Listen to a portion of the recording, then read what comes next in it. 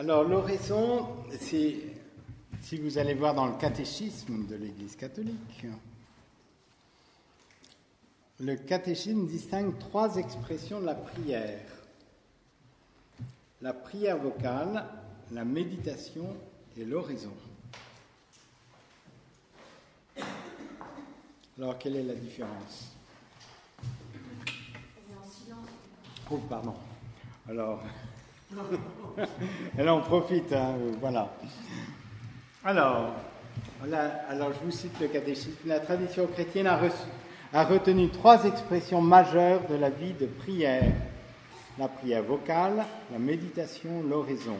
Il y a différentes manières de parler de la prière. Là, on parle davantage des expressions de la prière. Hein, parce que auparavant, on a parlé, alors c'est sous un registre différent, de la louange, de l'action de grâce, de la demande, de l'intercession, mais là, c'est les expressions de la prière. Alors, ce qui est intéressant, un trait fondamental leur est commun, le recueillement du cœur. Donc on ne peut pas dire l'oraison on est recueilli, mais la prière vocale on n'est pas recueilli. C'est pas ça. C'est pas ça qui fait la différence. Voilà. Alors, donc je vous présente rapidement ce que le catéchisme dit des 3, et puis après je m'attarderai à l'oraison. Pour la prière vocale, voilà ce que dit le catéchisme. C'est par des paroles mentales ou vocales, dans notre esprit ou sur nos lèvres, que notre prière prend corps. Mais le plus important est la présence du cœur à celui à qui nous parlons dans la prière.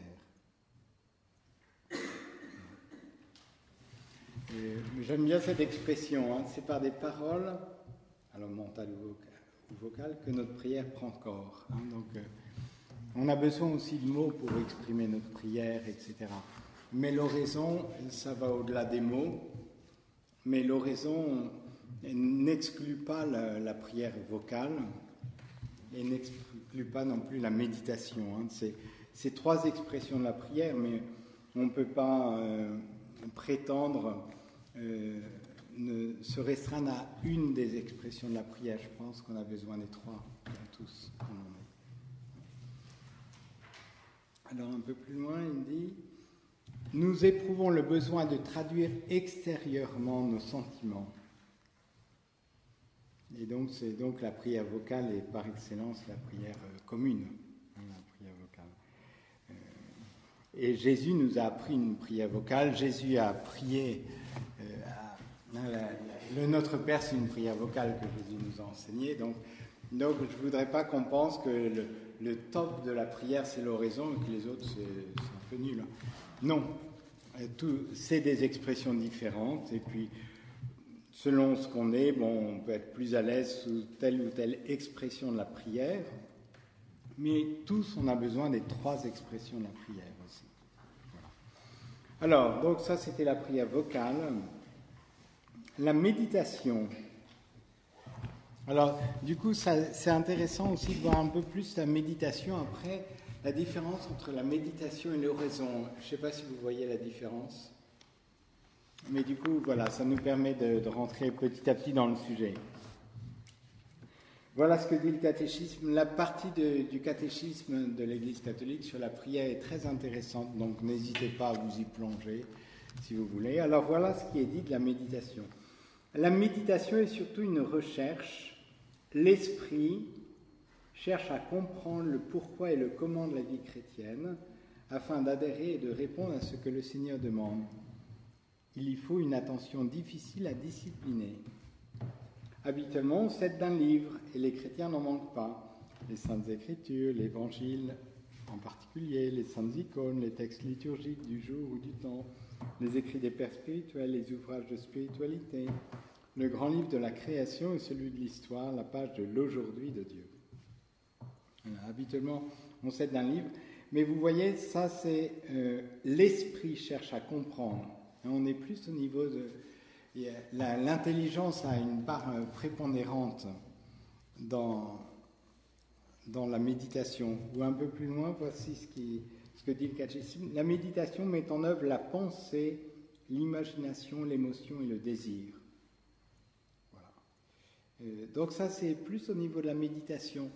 Alors, encore une fois, ça n'exclut pas, la méditation et l'oraison ne s'excluent pas, elles s'appellent l'une l'autre, mais ça nous aide à comprendre un petit peu mieux le spécifique de l'oraison après. Alors, qu'est-ce que l'oraison ? Sainte Thérèse répond: l'oraison mentale n'est à mon avis qu'un commerce intime d'amitié où l'on s'entretient souvent seul à seul avec ce Dieu dont on se sait aimer. L'oraison cherche celui que mon cœur aime. Autant la méditation, c'est plus au niveau de l'esprit, au niveau de l'intelligence, aussi l'imagination, l'émotion, le désir, mais autant l'oraison, c'est plus au niveau du cœur. Voilà. Ça va, ça c'était beau, oui. Est-ce que l'oraison implique un écrit ou pas ? Non, pas forcément. Pas forcément, mais ça peut être un point de départ. Encore une fois, la méditation et l'oraison ne s'excluent pas mutuellement. Alors, je vous en parlerai un petit peu plus loin. Je vous donnerai des repères pour l'oraison. Ça vient du Père Caffarel. Et puis, à la fin, peut-être, vous pourrez poser toutes vos questions. Non, mais il n'y a pas de mal. Mais l'oraison, très souvent, on part d'un... Mais c'est plus un point de départ. Mais le cœur de l'oraison, c'est plus ce cœur à cœur avec le bon Dieu. Est-ce que la contemplation et l'oraison, c'est la même chose ? La contemplation se rapproche de l'oraison, mais ça peut être un peu plus large que l'oraison, la contemplation. Dans le sens où la contemplation, la méditation, c'est aussi ça peut être une forme de contemplation aussi. Si vous êtes d'accord, on posera toutes les questions à la fin. Vous ne serez plus là à la fin ? Ah bon ? Ah, bon. La contemplation, oui, je pense qu'il y a une part il peut y avoir une part de méditation qui fait partie déjà de la contemplation. Alors peut-être qu'il faudrait définir plus précisément ce qu'on veut dire par contemplation. Parce que dans la contemplation, il peut y avoir un aspect plus... on contemple un paysage, mais après, au-delà de la contemplation, ça se rapproche plus de l'horizon dans le sens où on a un cœur à cœur avec Dieu. La contemplation du paysage n'était que le point de départ, en quelque sorte, d'un cœur à cœur avec le bon Dieu qui est l'oraison. Alors, je vais avancer un petit peu. Alors, j'ai pensé, pour voir ce qui est spécifique de la prière d'oraison, à 3 mots. Le silence, parce que alors ça distingue notamment de la prière vocale. Il y a une qualité d'écoute. Le silence, c'est pas simplement se taire, c'est pas d'abord une absence de bruit, mais c'est d'abord une qualité d'écoute.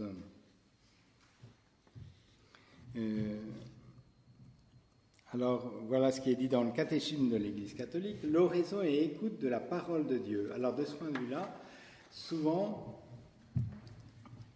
au point de départ de l'oraison, il peut justement y avoir un passage de la parole de Dieu.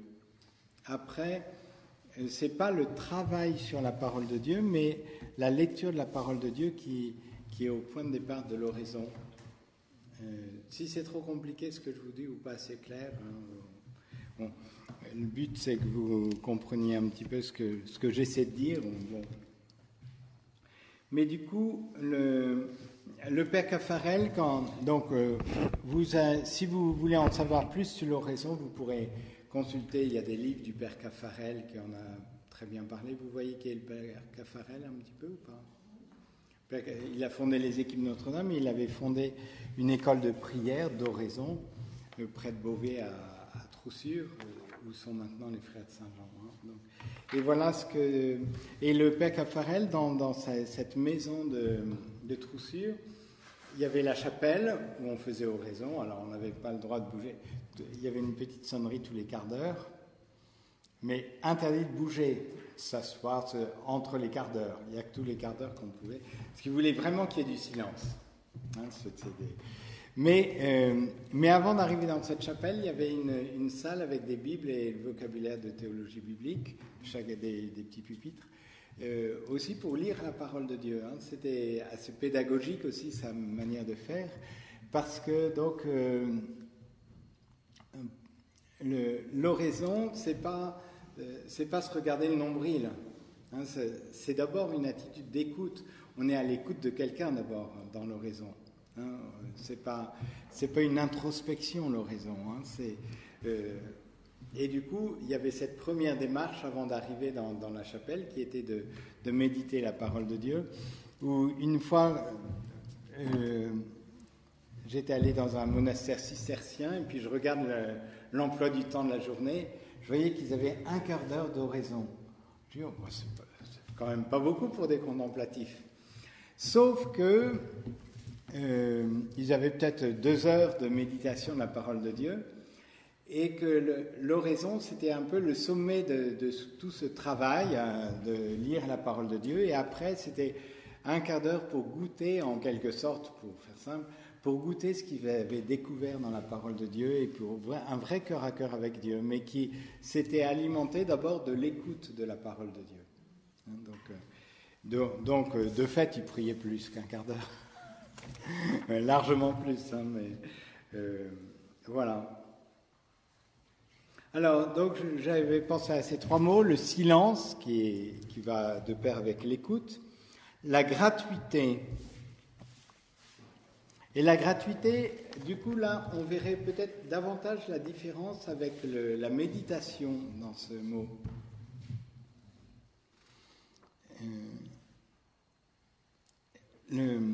C'est sœur Jeanne d'Arc, une sœur dominicaine, qui parlait de l'oraison plutôt qu'il le comparait à l'Holocauste. Vous savez qu'il y avait plusieurs types de sacrifices dans l'Ancien Testament. Il y avait, par exemple, les sacrifices de communion. On tuait une bête, on mangeait des morceaux, et puis en signe de communion avec le bon Dieu. Donc, bon, on avait un peu le beurre et l'argent du beurre, en quelque sorte, puisqu'on en profitait bien. L'Holocauste, on brûle tout.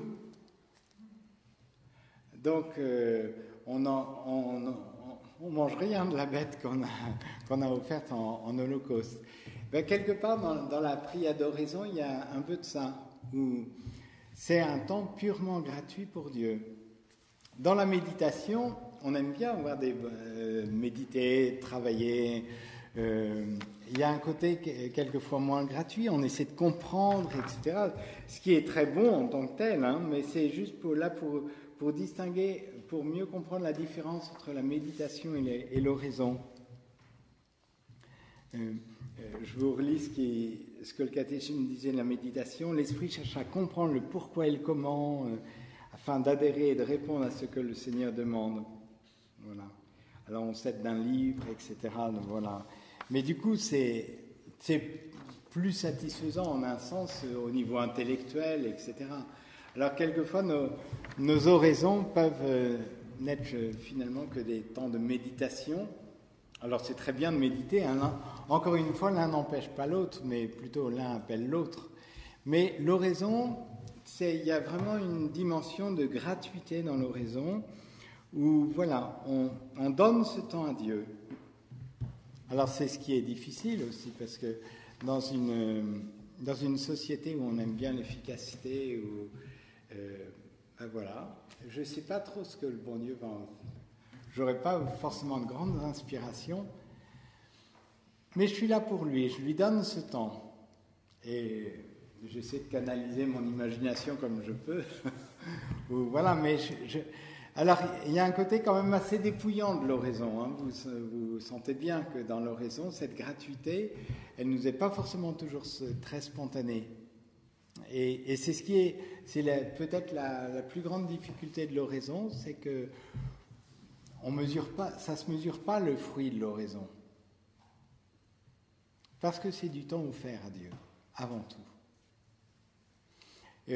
Alors le Père Caffarel, au bout de la feuille,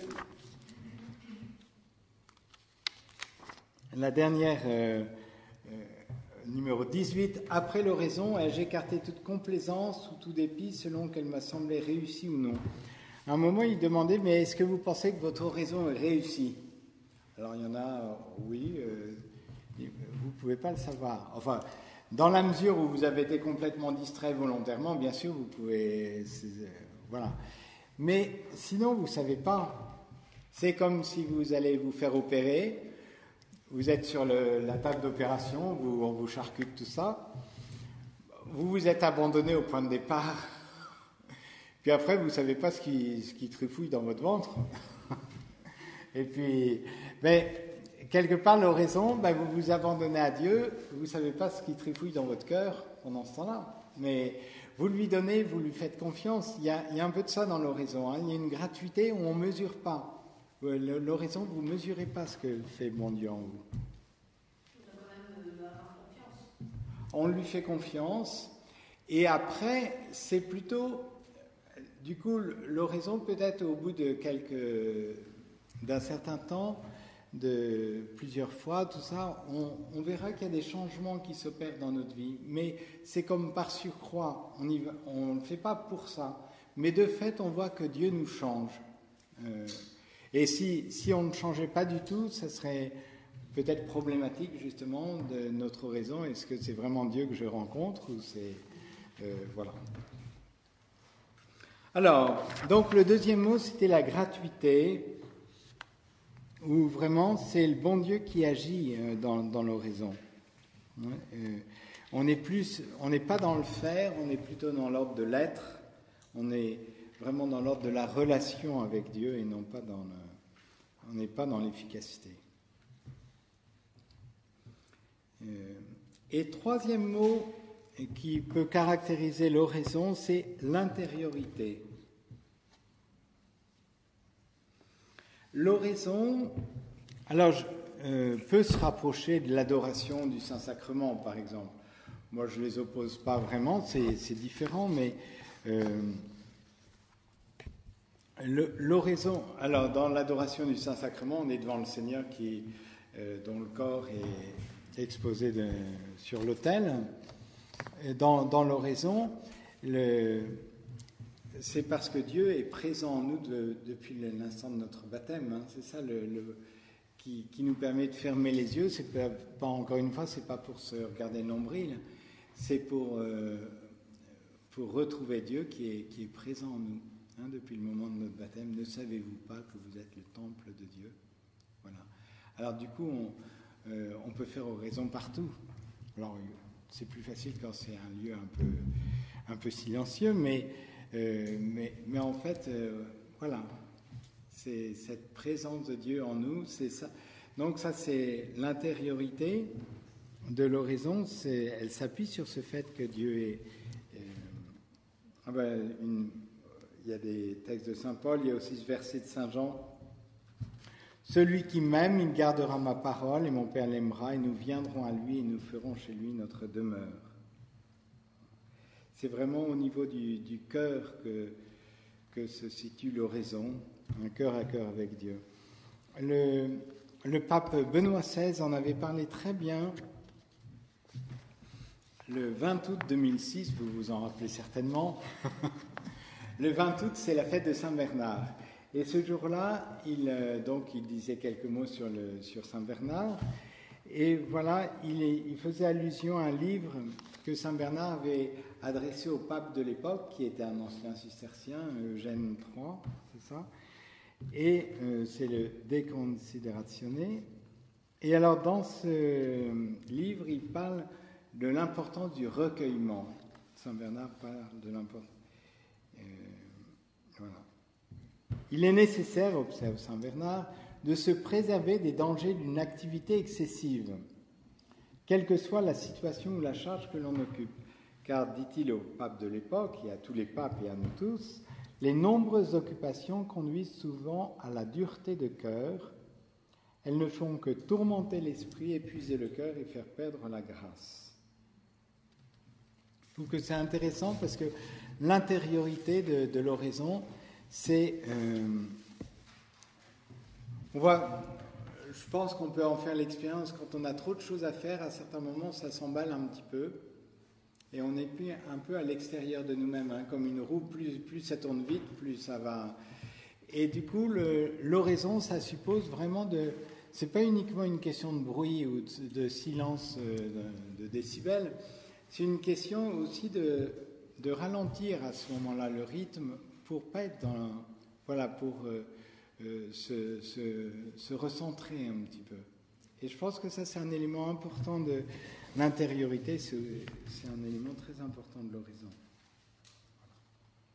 Donc ça, c'est 3 mots, je pense, qui peuvent nous aider aussi à fixer les choses un peu sur l'horizon.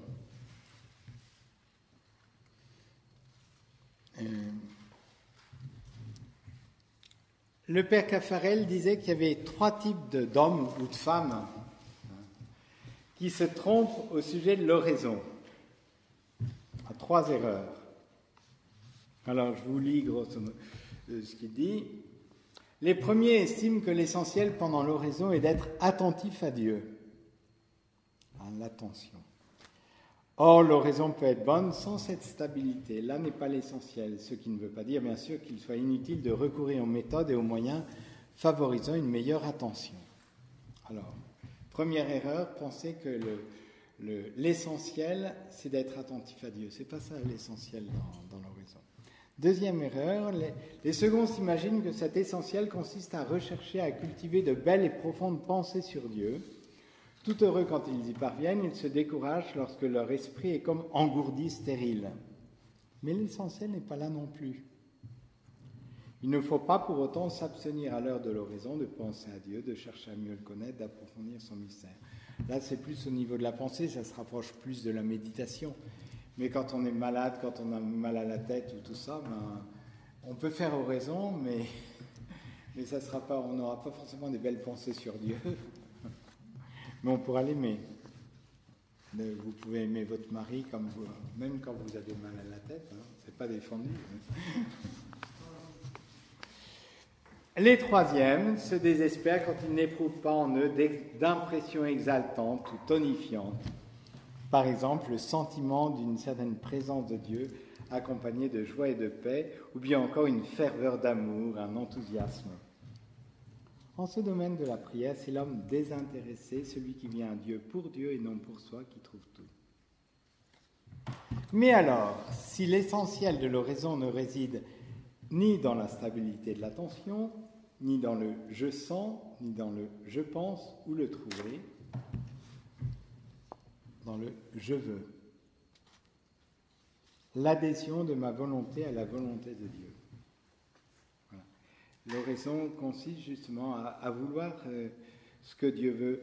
C'est pour ça qu'au début du temps d'oraison, c'est bien d'orienter cette oraison en disant mais, « Seigneur, je veux que ce temps soit ce que tu veux qu'il soit. » Hein, on s'en remet entre les mains du chirurgien, pour reprendre cette image, et puis tu fais ce que tu veux. C'est vraiment mettre le pilote automatique au début de la prière pour... voilà, je donne ce temps à Dieu, je veux...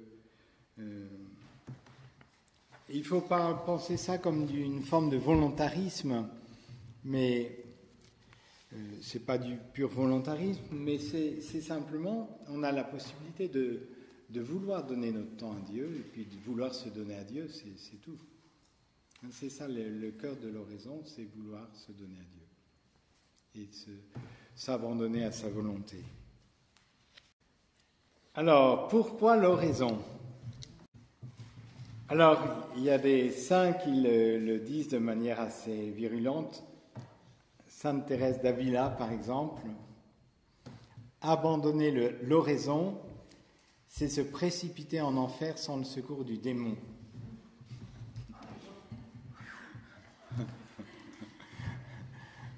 Vous n'oserez plus abandonner l'oraison, hein, là. Où le père Caffarel avait intitulé une causerie « Prier ou périr ». faire la prière d'oraison ou périr. Ou Marthe Robin qui disait « Si vous ne priez pas, vous perdrez la foi en 6 mois. » Voilà. Bon. Alors, mais au-delà de ces phrases un peu qui sont là pour nous secouer un petit peu, et puis pour nous... Alors, pourquoi l'oraison est si importante? Je pense déjà, peut-être déjà au niveau de notre intelligence, parce que c'est l'oraison qui nous permet de mieux connaître Dieu et les choses de Dieu. Pas les connaître uniquement d'une manière intellectuelle, mais une connaissance du cœur. Et je pense qu'on a... Si on n'y voit pas clair, on ne peut pas avancer dans notre vie. Hein. Et l'oraison, c'est vraiment un lieu où on vient chercher de la lumière aussi. Où, bon, en tout cas, elle ne vient pas toujours exactement comme on voudrait. Mais le bon Dieu nous fait connaître sa volonté, il se fait connaître à nous. Il nous fait connaître sa volonté, c'est pas toujours... l'oraison n'y va pas toujours... voilà, c'est pas toujours facile. Ou pour prendre une autre image, l'oraison, c'est vraiment le lieu vraiment où on plante nos racines, dans les racines de la vie spirituelle, hein, qui nous permettent de tenir, même s'il y a quelques aléas climatiques, etc. Donc voilà, ça nous permet de tenir parce que ça nous aide à comprendre certaines choses de Dieu. Alors ça, c'est plus au niveau de l'intelligence et puis aussi au niveau du cœur. L'oraison, je pense que c'est un lieu où on éprouve l'amour de Dieu. Alors, c'est pas vrai tous les jours. Hein. Certains jours, on ressent rien. Et puis voilà, c'est comme ça. Mais quand on est fidèle à l'oraison, je crois que petit à petit, cette certitude de l'amour de Dieu pour nous et nous... Voilà, quand on prend des passages de l'Écriture qui nous parlent de cet amour de Dieu, ben voilà, ça nous aide. Et puis ça nous aide non seulement à percevoir l'amour de Dieu pour nous, mais aussi à l'aimer. Et aimer Dieu, ben, c'est comme dans la vie conjugale ou la vie fraternelle, ben, ça suppose un décentrement de soi-même. Hein, Benoît XVI avait des phrases sur l'amour il parlait de l'amour comme un exode de soi-même, de son moi.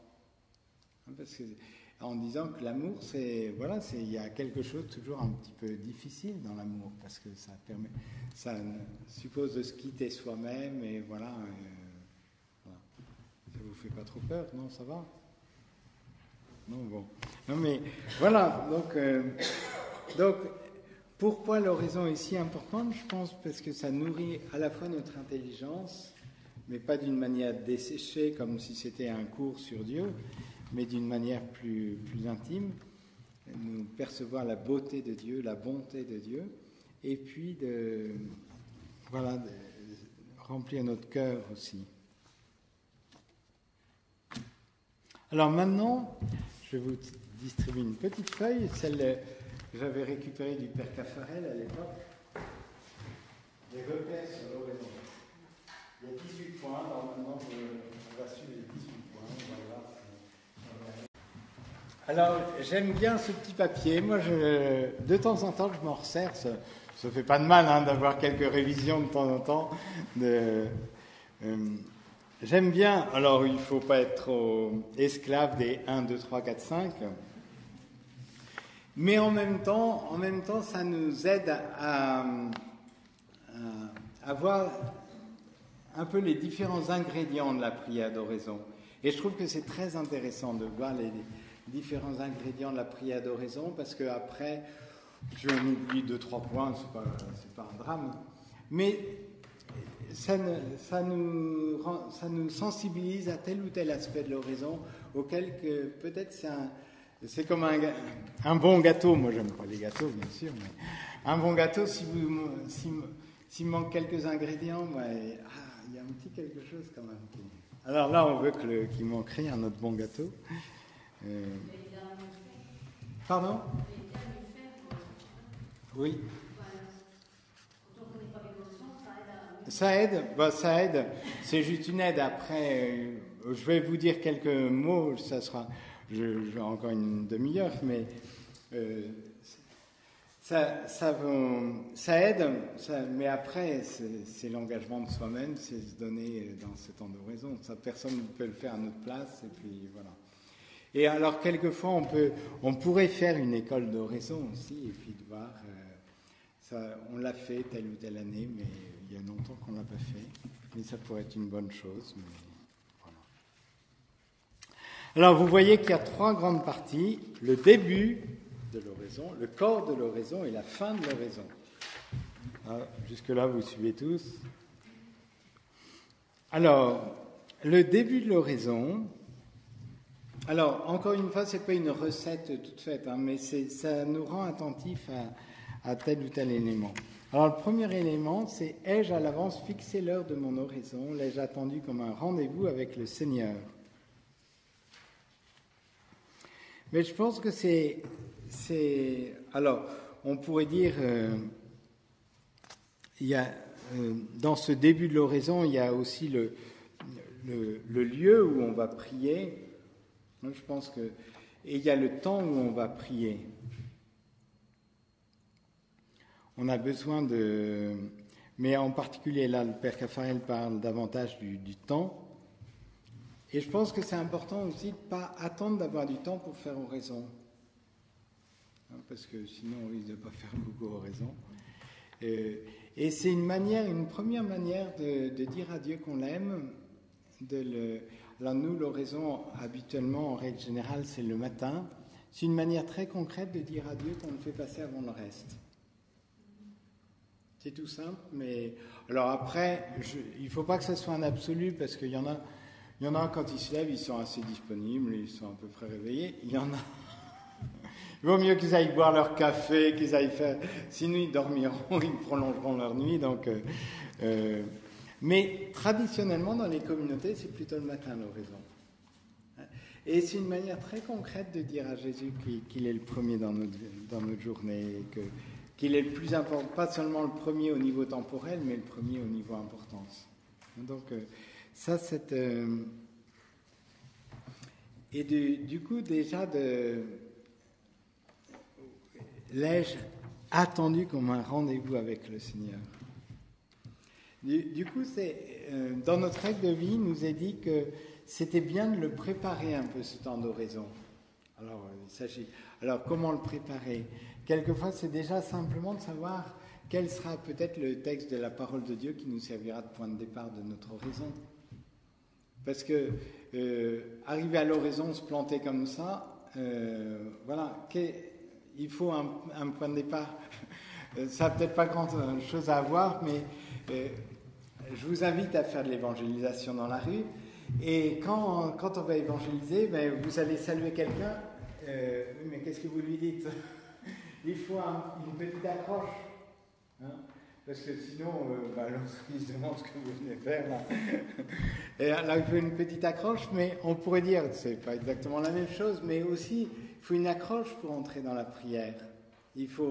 Et du coup, si déjà on sait qu'on va prendre un temps de prière à tel moment, c'est bien de savoir un petit peu, ce n'est qu'un point de départ.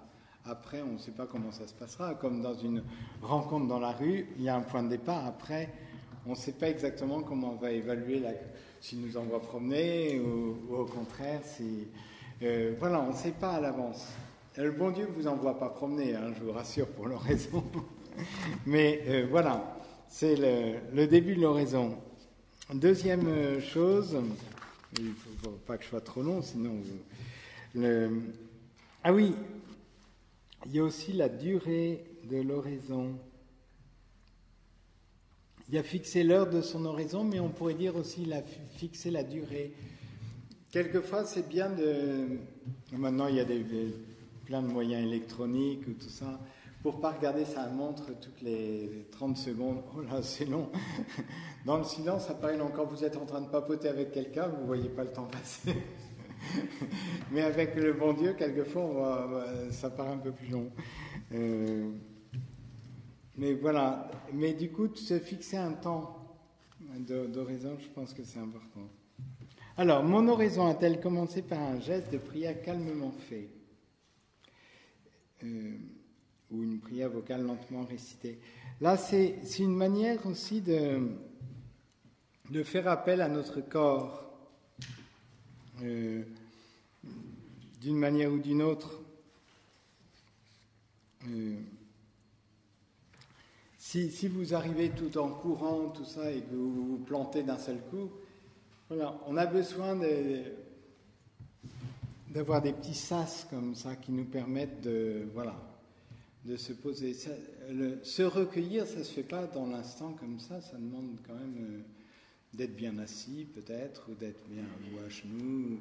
Il y en a qui commencent à genoux, voilà, ça marque le début, puis après ils s'assoient.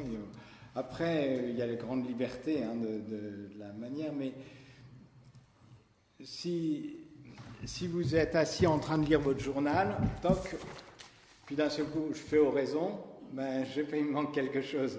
Il faut une transition quand même.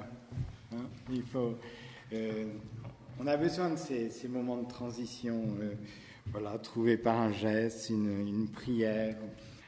Il y en a qui ont collectionné un petit carnet avec leurs prières préférées. Ben, ça peut être ça, vous prenez une des prières qui vous aide à vous mettre en présence de Dieu. On est tous différents, mais il y a des...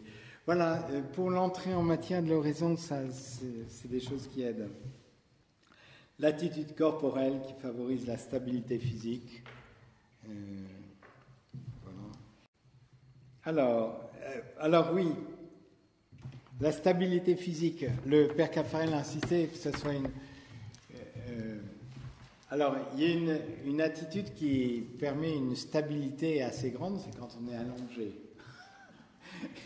Mais je ne suis pas sûr que la stabilité de la tension. Alors, ce qu'il disait à la fois, c'est qu'il faut que ça soit stable, parce que si vous avez mal aux genoux, et que vous vous mettez à genoux et que vous pensez qu'à vos genoux, c'est pas la peine. Alors, faire une génuflexion, tout ça, bien sûr, mais après, voir, après, ça dépend beaucoup des personnes. Mais après, il disait aussi une certaine attitude tonique. Aussi, c'est aussi, on est devant Dieu, on est en présence de Dieu. Si vous êtes comme ça, il y a quelque chose qui ne convient pas pour la prière d'oraison. Vous sentez bien que dans la prière, dans l'attitude, il y a une attitude qui dit aussi notre respect de Dieu. C'est tout simple, mais on l'oublie quelquefois. Voilà. Me suis-je adressé sans retard à Dieu comme à une personne vivante qui même me regarde et m'attend? Alors là, je pense à deux choses en particulier. C'est à la fois un acte de foi. C'est poser un acte de foi. Dieu, vous ne sentez pas forcément sa présence. Si vous la sentez, tant mieux, mais les trois quarts du temps, ou les 99 centièmes du temps, on ne sent pas sa présence. Mais vous savez qu'il est là, parce que votre foi vous le dit, parce que Jésus nous l'a promis dans l'Évangile, parce que voilà. Du coup, vous le savez. Et c'est important de se ramener à cet acte de foi au point de départ. Je sais que tu es là, Seigneur. Si je ne savais pas que tu étais là, je ne prendrais pas ce temps de prière, mais je sais que tu es là. Et de lui redire, oui, ben, tu te caches un peu, mais je sais quand même que tu es là. Je sais que tu es là, parce que c'est ça. Et justement, et parler aussi de la relation « je-tu ». Le Père Caffarel insistait pas mal là-dessus, dans le sens où on s'adresse à quelqu'un. L'oraison, ce n'est pas une introspection. On s'adresse à quelqu'un. Et c'est bien que dès le début de la prière, alors une prière toute faite, ça peut nous aider pour nous aller dans ce sens-là, mais voilà, bon, il est invisible, mais c'est quelqu'un, c'est pas... C'est le pape François qui dit, comment il appelle ça, un Dieu un peu vaporeux, tout ça. Non, il dit, Dieu, c'est une personne, hein, même trois personnes un seul Dieu en trois personnes, mais voilà, c'est quelqu'un, Dieu. C'est pas une idée, c'est pas une... voilà, c'est quelqu'un. Et du coup, déjà, tout ça, c'est pour le début de l'oraison. Hein. Et puis après, le cinquième, c'est un acte de volonté pour orienter l'oraison. Seigneur, je suis là pour toi. Je veux ce que tu veux. Donc, qu'est-ce que je veux dire ? Oui, c'est ça. Et là, du coup, c'est aussi clarifier nos motivations quelque part au début de la prière. Je ne viens pas d'abord pour me faire plaisir ou pour fuir. Parce que justement, il y avait la vaisselle à faire. Donc je laisse mon mari faire la vaisselle. Et en lui disant que je vais faire oraison. Mais en fait, je viens pour ne pas faire la vaisselle. Je ne viens pas pour faire... Alors, donc là, non, l'oraison, c'est être là, vraiment lui consacrer ce temps. Je ne viens pas pour fuir le travail ou pour... voilà, je viens pour lui, pour une raison positive. Hein, c'est un jeune, une fois que j'avais rencontré dans le train,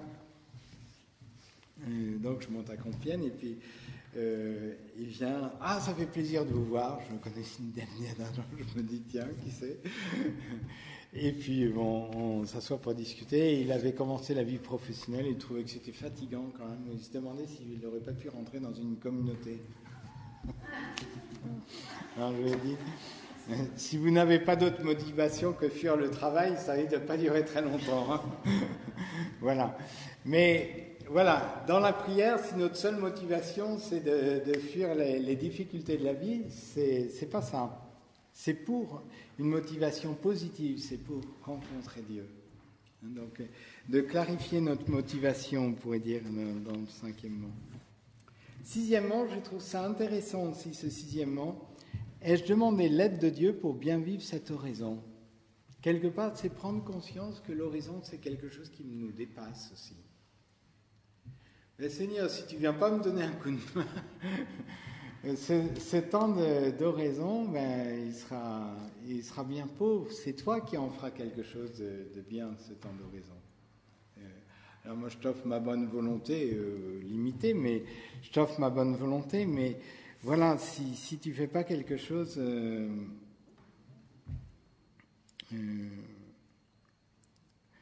oui, alors certains prennent...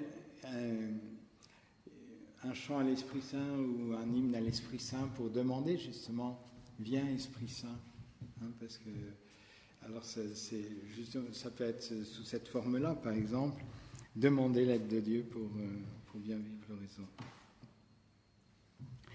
Et le septième point, ai-je eu la volonté de vivre mon oraison non pas isolément, mais unie à la prière de tous mes frères chrétiens.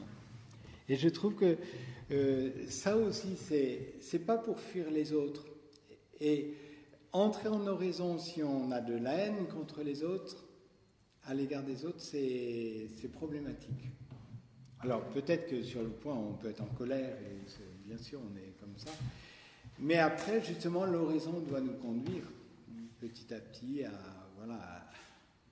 cheminer avec ça pour arriver à pardonner avec l'aide de Dieu, voilà, même si ça ne se fait pas en un claquement de doigts, mais voilà, l'oraison, elle ne nous coupe pas des autres.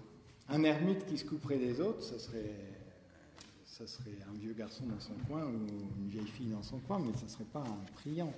Un priant, il porte. Certaines fois, on fait oraison, c'est pour rencontrer Dieu, mais en même temps, je viens à toi, Seigneur, aussi avec tous les gens que je porte dans mon cœur, ceux qui souffrent, voilà, j'ai tout un monde, je viens avec plein de gens dans mon cœur à l'oraison. Alors, j'y penserai pas forcément explicitement pendant l'oraison, mais voilà, je viens en communion avec toutes ces personnes et non pas en bise-bise avec une... Voilà. Ça va, alors ça c'est déjà 7 points, mais qui me semblent intéressants pour le début de l'oraison, pour donner un peu la tonalité, pour donner un peu pour commencer l'oraison. Et puis après, le corps de l'oraison. Vous remarquez que 13 moins 8, ça fait combien? 5, mais comme il y a un intervalle, ça fait 6, hein, c'est ça? Alors, il y a plus de points pour le début de l'oraison que pour le corps de l'oraison. Parce que le début de l'oraison est tout à fait déterminant. Je pense que l'oraison, la moitié de l'oraison, c'est déjà dans la manière dont on est entré dans l'oraison. Dans la tournure d'esprit, la tournure de cœur, on pourrait dire, l'attitude avec laquelle on entre dans l'oraison. C'est déjà beaucoup. C'est déjà beaucoup. Alors après, il y a le corps de l'oraison. Alors, ça rejoint un petit peu ce que vous disiez. Suis-je parti d'une page de l'écriture pour nourrir, ou d'une pensée de foi? Après, ai-je veillé à rester le corps immobile et détendu? Voilà. Alors, de quoi fut faite mon oraison? Vous voyez que ça peut être des choses assez diverses. Mais ce qui est important, c'est qu'au-delà de la lecture, de la page d'écriture, tout ça, c'est vraiment un moment d'intimité avec Dieu, l'oraison. Ce qui nous est quelquefois difficile, parce que nos idées, elles partent dans tous les sens. Là, on veut se canaliser, donc on prend un texte, mais du coup, on n'est plus que dans le texte, et puis vous sentez que, enfin, c'est mon expérience, en tout cas, c'est pas toujours très simple.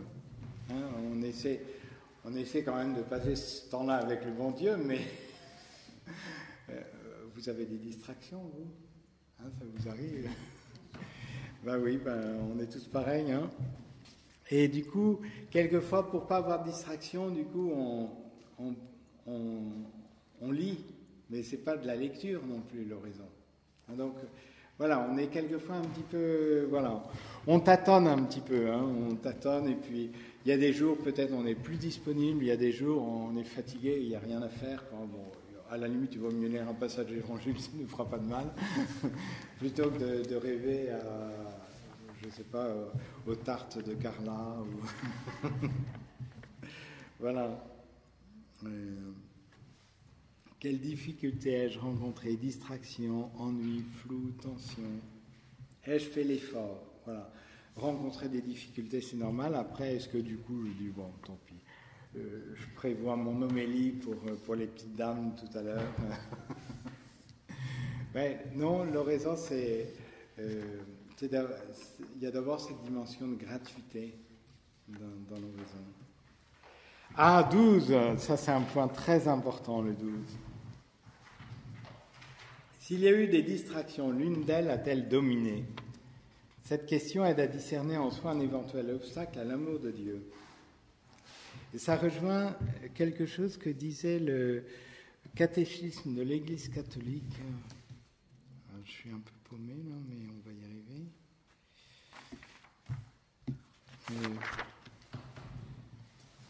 Voilà, numéro 2729. La difficulté habituelle de notre prière est la distraction. Elle peut porter sur les mots et leur sens dans la prière vocale, elle peut porter plus profondément sur celui que nous prions. Voilà, dans la prière vocale liturgique ou personnelle, dans la méditation et dans l'oraison. Partir à la chasse des distractions serait tomber dans leur piège, alors qu'il suffit de revenir à notre cœur. Une distraction nous révèle ce à quoi nous sommes attachés. Alors, ou peut nous révéler, hein. Quelquefois il y a des distractions, mais qui n'ont pas de... Voilà. Mais quand c'est toujours la même distraction, ça veut dire quelque chose.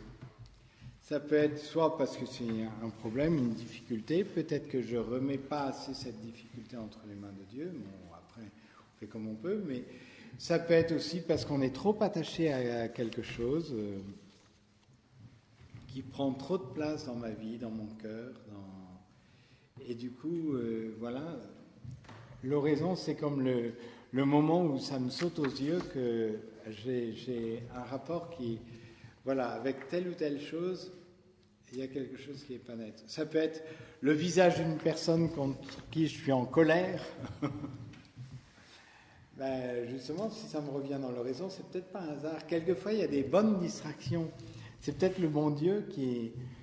voilà, il y a quelque chose qui est le visage de quelqu'un qui me revient.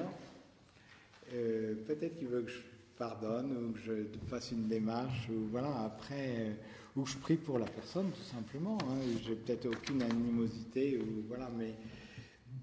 Vous avez fait l'expérience, quelquefois, il y a des distractions assez providentielles aussi. Hein, donc, mais du coup, je trouve que c'est intéressant de s'interroger, en tout cas, sur ces distractions après. Et 13, avec quelle personne de la Sainte Trinité ai-je été spécialement en relation, Père, Fils, Esprit Saint, ou Dieu en tant qu'il est un? Je pense que cette question, c'est aussi pour voir si simplement c'est... Je fais une méditation qui n'est pas chrétienne finalement, ou est-ce que c'est vraiment une prière chrétienne? Est-ce que je m'adresse à Dieu, Père, Fils et Saint-Esprit, ou est-ce que c'est une méditation sur le sens de la vie, etc. Mais Dieu, il est où dans tout ça? Donc cette question, c'est est-ce que vraiment j'ai une relation avec quelqu'un? Donc ça, c'est le corps de l'oraison, et on arrive à la fin de l'oraison. Alors ça devient un peu opérationnel, hein, la fin de l'oraison. Au début c'était 7 points, après le corps c'est 6 points, et là c'est 5 points. Ça va en diminuant. Hein. Peu importe, mais la fin de l'oraison, à la lumière de mon oraison, quelque chose doit être changé dans ma façon de penser ou d'agir. Voilà, alors, et on voit que c'est là aussi qu'on voit que notre oraison est authentique si petit à petit on change. Alors pas forcément du jour au lendemain, bien sûr. Mais si au bout de 20 ans on n'a pas changé d'un pouce, c'est qu'on a peut-être fait bien jusqu'au point numéro 13, mais après on a oublié le reste. Parce que, voilà, la rencontre avec Dieu, ça nous conduit à changer certaines attitudes ou certaines croyances, enfin le mot vaut ce qu'il vaut, mais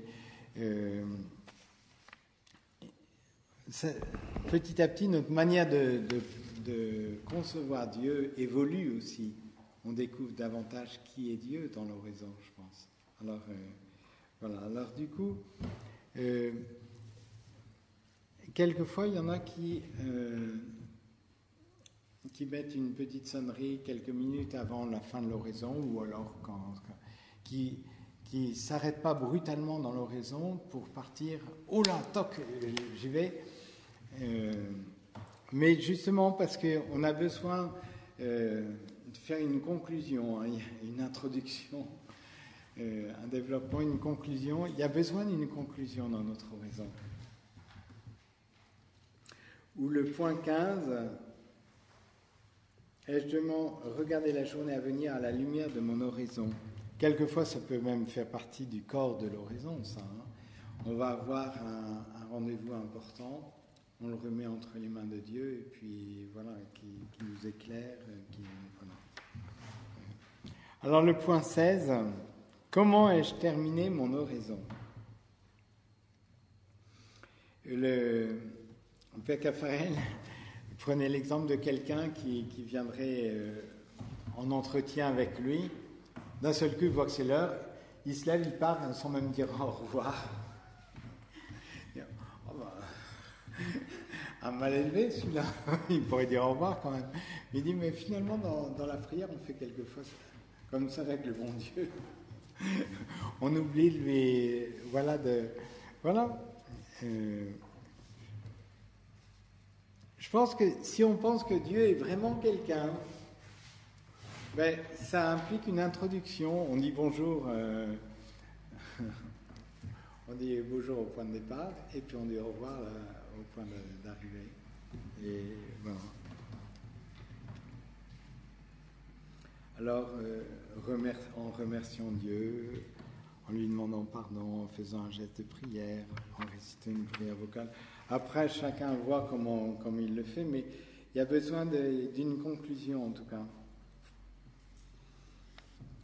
17, c'est quelques suggestions encore. Emporter de ton horizon un verset, une pensée, une scène d'évangile. Hier, j'étais avec une équipe Notre-Dame, hier soir, et c'est vrai qu'il y en a qui aiment bien, alors maintenant sur les téléphones, on a les évangiles du jour, et voilà, et qui aiment le relire, et qui, au milieu de la journée, au fait, ça parlait de quoi l'évangile? Et qui en retiennent un verset, ou voilà. Et du coup, petit à petit, ça nous travaille aussi, ça. Je pense que c'est...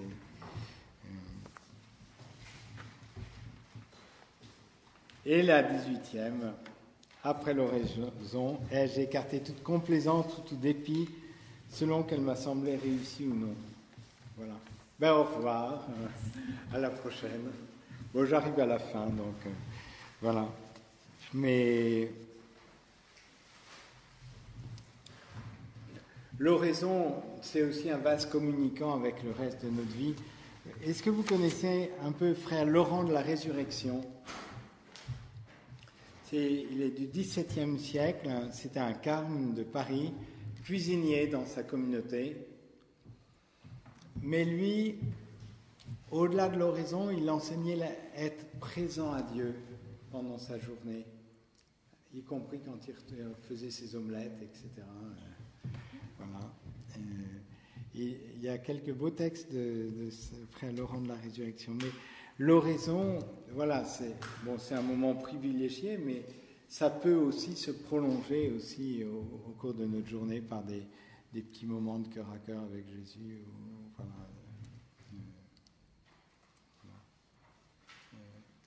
Mais le point 18 est important pour... on ne peut pas juger de notre oraison. On ne peut pas juger de notre oraison. Alors, après, on peut essayer de trouver des moyens pour canaliser notre attention, pour... voilà, après, chacun est aussi un peu différent. Je pense que c'est très important... Je reviens un petit peu, j'en remets un peu une couche là-dessus.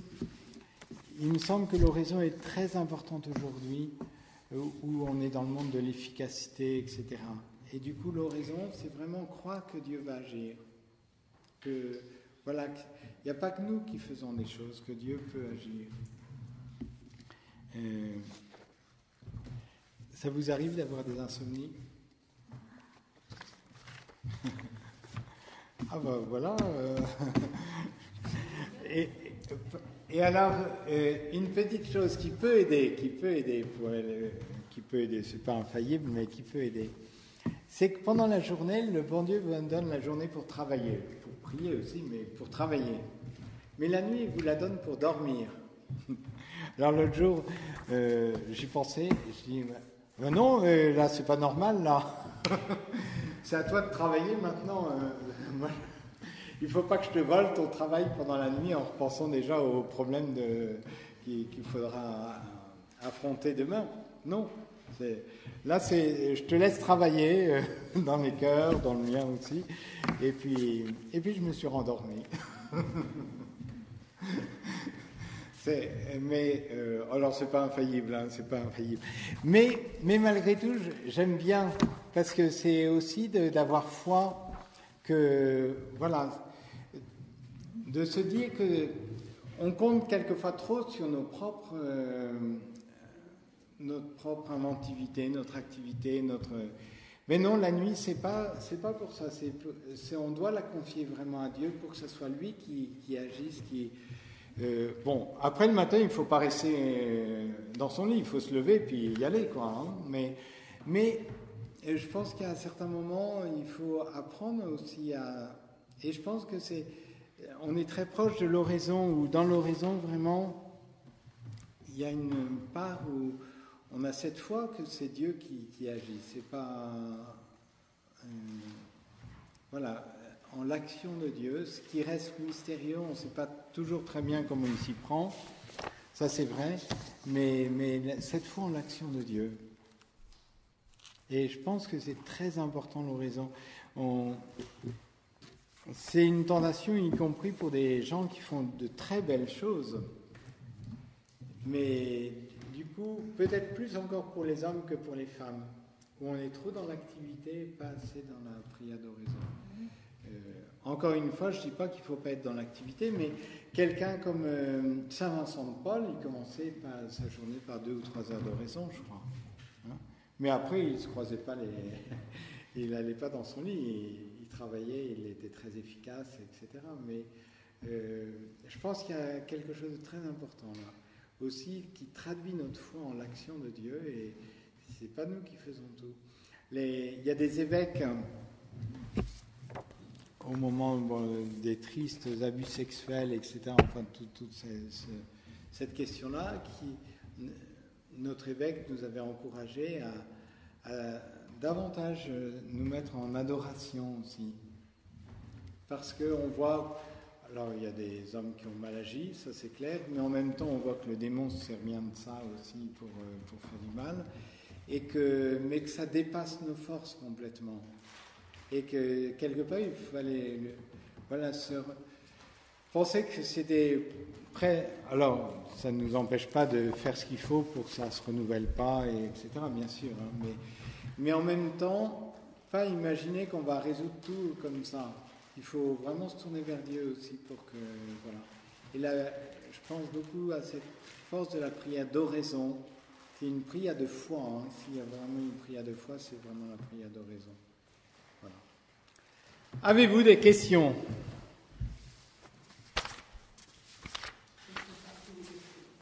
que dans la prière d'oraison, on peut faire des demandes ou ça pas vraiment jouer dans la Alors, en même temps, je vous ai donné un peu les principes. Après, il ne faut pas se prendre la tête non plus. Hein. Quand vous êtes avec votre mari, vous ne dites pas, vous ne faites pas des nœuds dans la tête non plus si vous avez quelque chose à lui demander. Oui, c'est une vraie question de savoir est-ce que vous faites dans la demande de prier pour telle personne, ou est-ce que vraiment je suis dans un silence, mon cœur à cœur comme Jésus. Mais alors. Il n'y a pas vraiment de demande dans ce cas. Alors, on ne va pas à l'horizon d'abord pour demander, ça c'est vrai. On ne va pas à l'horizon d'abord pour demander, on va pour être avec Dieu. Après, vous pensez à telle personne qui est malade au milieu de votre horizon, vous la confiez au bon Dieu à ce moment-là. Ce n'est pas un péché. Hein. Mais vous n'en faites pas le reste de votre prière, de prier pour cette personne. Mais si elle vous vient à l'esprit, vous la confiez tout simplement au bon Dieu. Et puis à la fin de l'oraison, oui, de confier les personnes que vous allez rencontrer pendant la journée, ça va tout à fait bien à la fin de l'horaison. Hein, donc, c'est pas... Il ne faut pas trop rigidifier, hein, que là, il y a 1, 2, 3, 4... Il ne faut pas trop rigidifier, mais ceci dit, le cœur de l'horizon, c'est d'être présent à Dieu gratuitement, que pour lui, et pas pour demander, mais en même temps, voilà, si ça nous vient à l'esprit, on lui confie, et puis après, on revient. Non, parce qu'on ne fait pas le vide comme ça, Les trois choses, la prière vocale, la prière de méditation et l'oraison, elles se mélangent, elles se ressemblent. Elle s'appelle l'une l'autre, mais... On peut commencer par un autre père, on va dire, si on prend une prière vocale, oui. Qui va amener un petit peu à la méditation pour ensuite aller à l'oraison, c'est ça? Oui, alors c'est vrai que les moines dont je parlais tout à l'heure, qui faisaient 2 heures de lecture de la Bible avant, finalement c'était plus de la méditation pour parvenir à l'oraison. L'oraison c'était un quart d'heure, mais vraiment de cœur à cœur.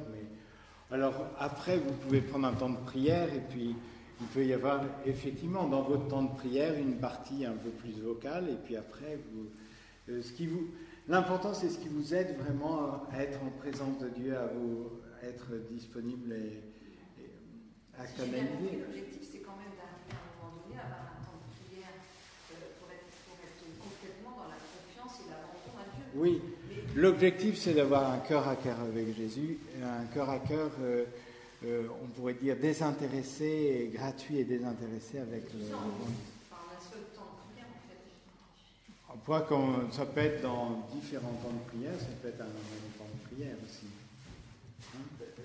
L'oraison, quand on commence l'oraison, nous, c'est pas la prière vocale. On l'a eu avant avec les laudes, etc. Et après, c'est silence de A à Z. Alors, l'un ou l'autre peut prendre une prière, après ça regarde chacun. Et puis après... Tous ces temps-là sont structurés. Donc vous avez les laudes qui vont être un peu la prière vocale. Après, vous allez avoir le temps d'adoration. Après, vous avez les temps d'oraison. Et nous, par exemple, chez nous, on n'a pas le temps on n'a pas la prière de l'adoration, on n'a pas l'adoration. Non. Nous, on a ces trois... Mais la méditation, elle n'est pas forcément au même moment que l'autre. Ça peut être... de fait, on voit aussi chez les moines, ils ont l'oraison, je crois qu'elle était, en l'occurrence dans cette circonstance, je crois qu'elle était plutôt vers la fin de la journée, mais tandis que la méditation, c'était plus... Ça, traditionnellement, c'est vraiment au début de la journée.